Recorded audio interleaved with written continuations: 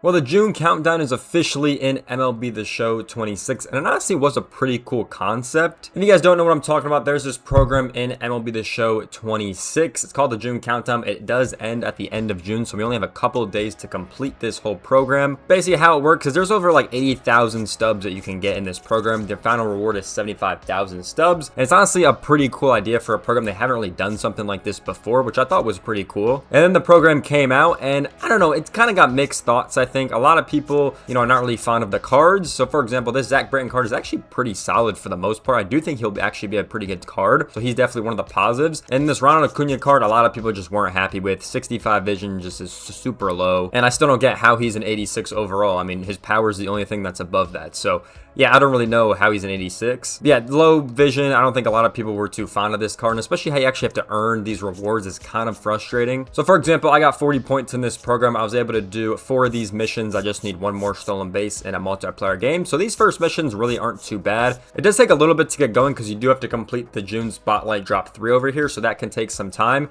And then you have to play some online games, which, not everyone is fond of. And the first 2 are obviously super easy, but yeah, people aren't really fond of the online, and you have to complete this program to get these easy missions done. And then, for example, I can't even do the media missions because I don't have all the easy missions done. So they did this with the Bobby Witt Jr. program, but honestly, I don't think a lot of people even like that. If we take a look at the Bobby Witt Jr. program, obviously these first 2 you're able to do since it came out, and then you had to complete each one of these before unlocking the next one. It was kind of strange. I don't think a lot of people liked it. They did try something new, but I'd rather just see all the missions, to be honest, because then you can earn them all at once, which is kind of always how they done programs. So for example, I can't see these missions as it stands right now, but if we pull up what the challenges actually are, so the medium challenges, for example, I'll read them off for you guys, and I'll show it on screen as well. But you get it at 10 strikeouts in any multiplayer mode. You have to get 1,500 PXP with supercharged players. You have to get 2 wins and ranked, 2,500 PXP in a single game, and then 10 home runs in multiplayer modes. So honestly, when you look at this, not crazy hard. It's just going to take some time, right? Especially with the 2 rank wins, that's going to take some time. Obviously, the strikeouts in a multiplayer mode, the home runs in a multiplayer mode, that's going to take some time. Obviously, the event right now can help you with that because it's the moonshot event. So they're kind of the frustrating ones. And then obviously, the PXP won't be hard, to be honest. You can just play versus CPU and get those done pretty instantly. So those aren't too bad. It's just really time consuming. And obviously, when it's kind of a short time, only had like 4 days to do this, and you basically have to do it this weekend. That's not going to be optimal for most players that are playing this game. So after you do the easy and the medium missions, you will have both the cards and the hard missions if you just want the stubs. That's basically what the hard missions are. You're not required to do any of this, but if you do want the stubs, you have to win 5 games in Battle Royale, which, can be pretty challenging for some people. You have to get 10 hits in a single multiplayer game, so you do just have to play incredibly well there. You have to get 15 runs in ranked. You have to get 24 strikeouts in a single game, which that is kind of crazy. And you have to get 1,000 PXP with the awards Castellanos, which is the event reward. So you do have to grind the event. You do got to play that event. And then obviously 24 strikeouts in a game. You could play versus CPU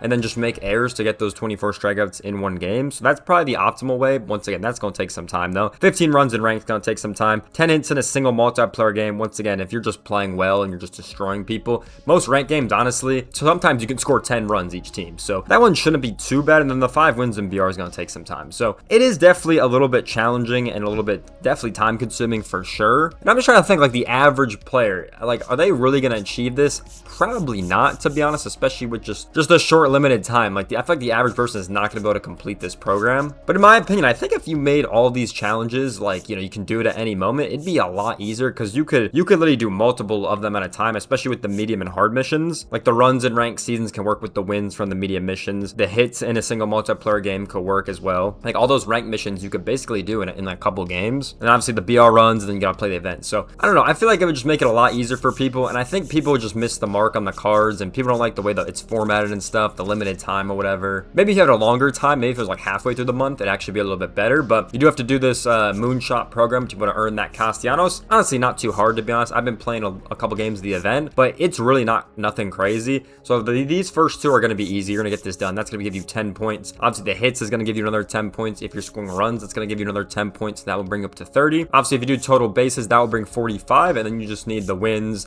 or you need the 20,000 PXP with any players to be able to get that one done. at least to get the 50 points in the program. Obviously, if you're hitting home runs, you could do that. If you're getting the extra base hits, then you can obviously do that a little bit easier. I obviously haven't, as you guys can see. Yeah, it shouldn't be too hard to get this Nick Castellanos, and he's honestly better than the Acuna. Like, I'm not even gonna lie, he's actually better than the Acuna. So if you want to just play the Ven and get him, you definitely could. He's probably a better right fielder, not gonna lie. He's got better power, better contact, better clutch, better vision. It's just his fielding and speed obviously aren't the best, but he's honestly a better card. So yeah, just really interesting drop as well that they did. I think, like I said, I think it's a cool concept. I'm glad they're trying stuff new. I think that's the best part about them, is they obviously want to try new stuff, which is incredible. I mean, I think that's good. We've obviously seen it a lot this year with some of the showdowns and some of the mini seasons and stuff, but it's good when they try new stuff. But yeah, I just don't like the way they did those missions. I'd love to see that like reformatted, for example, to just something better, because even in the Bobby Wood Jr. one, I did not like it because it took a while to do it, just because I wasn't really focusing on that when I was playing the game that much, because I knew it was gonna be some new challenge that I didn't care about. And the Bobby Wood Jr. card wasn't, you know, I didn't like need that card, you know what I mean? So